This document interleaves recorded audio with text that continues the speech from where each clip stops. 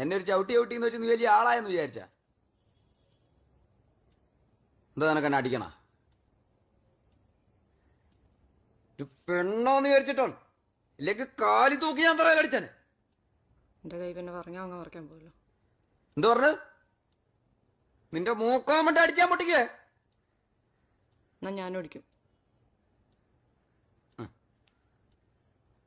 നാന്ന് കാണാല്ലോ നീ ഇവിടെ കിടന്ന് ഉരുളുവേ.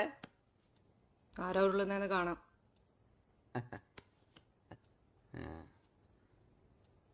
ഈ രാജേഷിനെ അടിക്കാനുള്ള ആരോഗ്യം നിനക്കൊണ്ടാ?